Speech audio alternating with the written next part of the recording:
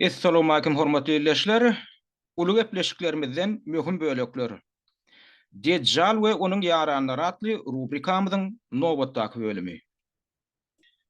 Adana aýlyň Yehudileň Siyonistleň bir plany bar. Siyonistik plany bar. Bu taýda Ýewreýler hakynda gurrungydan ok iki tanda çalşyrman. Käbir kelesaňlar bar. Meni antisemitizmde aýplajak bolýarlar. Antisemitizm diýmek yani milleti boýunça. Yani sen Azrail mi sen Ýewreými şoňa görä ýigrenç duýýan sen. Bu edýän gurrunlygyňda da şoň ýaly diýjek bolýar. Men antisemitde birinjiden semitleň içine araplarym ýerýär. Semitleň içine araplarym ýerýär. Antisemit diýmeklik diýmek sen tutuş semit nesellerini, neberelerini sen ýigrenýän diýmeklik bolýar. Ýok. Antisiyonist men. Antisiyonist diýmek bilen men näme gödüňde tutýan?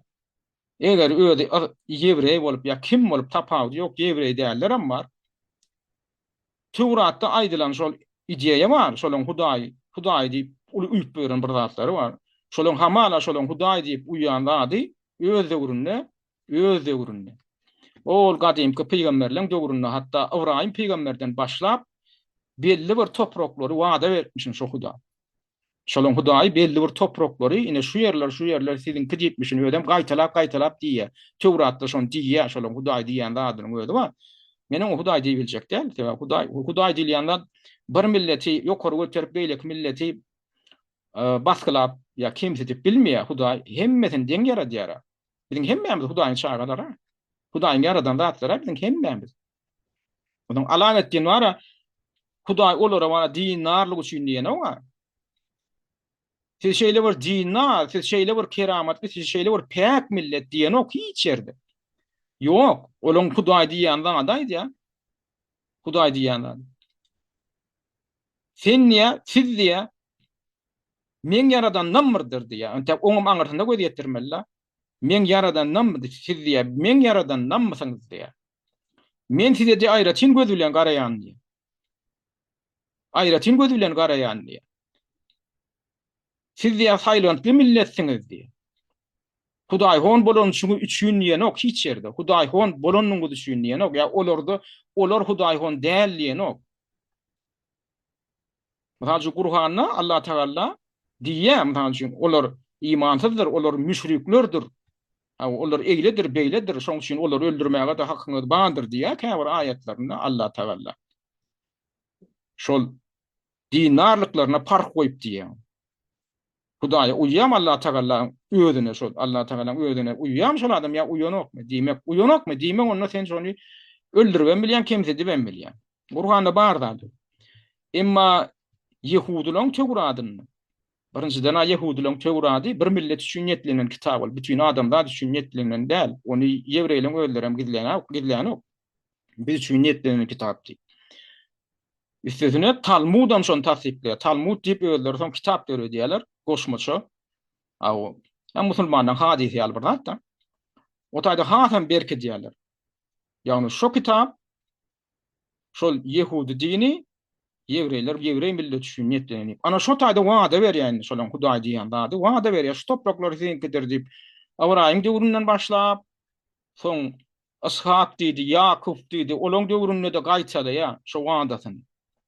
Bulara minni şonu boyunlaryny özlerine dua edip asyp ýanky düşünjäni. Biz şo taýny almaly. Soň öz döwründe bular ondan eýlek welek derbi daňy edip göçüp bonup ýaşaýarlar bular. Ýöne şol Tewratyň Tewratyň içindäki şu özlerini Hudaý diýen zadynyň wadasyny bular wara ýüreklerini göterip soň iň soňunda şo taýny täzeden ele almak prosesine Günwataryň ýardam bilen, esadan Britaniýanyň ýardam bilen başlady bular. Soňam şoňa eýe boldular. Ýene Günwataryň ýardam bilen eýe boldular şoňa, şo hukugy. Ikinji jahan uruşundan 1948-nji ýylda şo Günwataryň Anglo-Sakson döwletleriniň esatanam gollaw bermek bilen şolaň şo inisiatiwanyň owunyň derejesine goýmagy bilen Palestinaň territoriýasyna Azrail döwletinem döretmek hakynda ýönetim rezolýusiýa kabul edildi. Olam näde edildi? Şondan öňürti geçen 10 ýyllyk dowamyna Ýewreý milletlerini,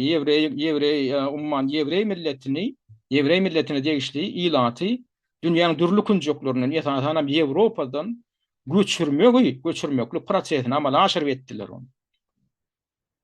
Bilýşe Hitler emel goşandyny goşdy. Ikinji jahan uruşy ýyllarynda Ýewreýleň gollaw bermek bilen Hitler güýçlenýär.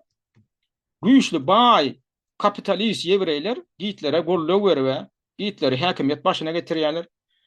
Germaniýany uly pajarlap etýän bir döwleti öwgürýärler, şolar her tarapdan ýardam berip. Bulam dokumentleşdirilen fakt. Meni wara bu taýda fantaziýaýdam. Bu arada Gunwataryň bir giden tarihçileri, awtorlary, jurnalistleri ýörüýte derme geçirip kitap ýazyp onu suwut etdiler. Yani Hitler'in arkasında Ýewreý klanlaryna degişli güýçli adamlar bolan. Şol tanyr Rothschild'lerim bolan, Rockefeller'lerim bolan, Ford'laryň bolan, Ford'am bolan. Birinciden Germaniýany, ýani Hitler'in faşistik rejimini baýlaşdyrdylar, kuwatlandyrdylar hemme tarapdan, hem maliýet aýdan, hem teknologiýa aýdan. Ykdysat aýdan. Soňra moň repressiýasyna ýol berdiler şol. Ýewreýlere garşy repressiýasyna ýol berdiler. Netijede näme boldy?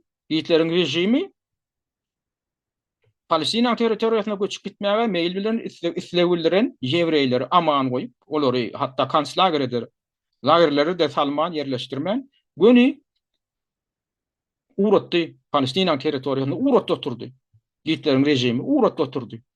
Bular gem bilenem üçin etdiler, ýani bular uçurlar bilenem üçin etdiler, ýolugçy uçurlar bilen Palestina territoriýasyna barar ýani.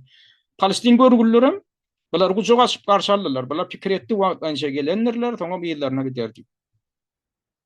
O ýyllarına gitmese de biz dowlaty şurgu bolup ýaşamaga biz taýýar diýip olar kabul etdiler. Sebäbi şoňa çenli adawlyk Ýewreýleň bir adawlyk bölekleri, taýpalary oturan oturumly millet hökmüne oturan atabagy. Elbetde otaýda Ýewreýler saklanyp galdy Palestina territoriýasynda. Ýöne şolaň prosent münasibetini alsaň, şo taýda bary ýogy 7-8% Ýewreý bolan ikinji jahan uruşynyň öňýany, ýani 20-nji asryň başlarynda 10% de ýeten ok diýilýär. Şol ýaly azajyk bir milli adlyk hökmüne oturan aglawaty Palestin Araplary. Ondan şolaň nesany köpeldi, bular näme etdi? Ýewropa döwletleri hem Hitler'e ýardam bermeginde. Iň soňunda hawundy bulan sany Palestiniň sanyna goloy bardy. Bularam döwletlik bilen üçin etmeli. Palestin döwleti diýip döwretmeli, indi bunu iki döwlet etmeli. Bular iki bölülerde olara da belli bir ýetýärlik berdiler, öýleriniň döwletini döwretmäge, bulara da ýetýärlik berdiler, döwletlerini döwretmäge.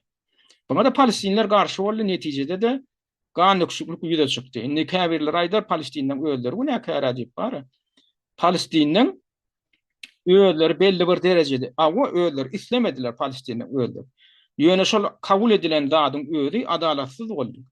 Palestinden odol şo wagt ýaşap oturan territoriýalaryna emeli görnüşde käde ilat getirip, olar köpeldip, soňra olara döwlet döredip bermekleň öýdi, olar üçin adalatsız bolup görünýär. Adalatsız bolup görünýär, soň netijede de näme boldy? Bulary üstüne Ýewreýleri biler yaraglandyrdylar. Olar ýöne oturmady, olar yaraglandy, olar uruşa taýýarlyk görüp başladylar. Soňra mana şey diýip indem näme bolup otyr? Bular olarky alan ýerler bilen hem çäklenmän. Ýewreýlerde, ýani Ýehudilarda şo siýanistik plan döredi. Töwereklerdäki topraklaryny basyp almak barada.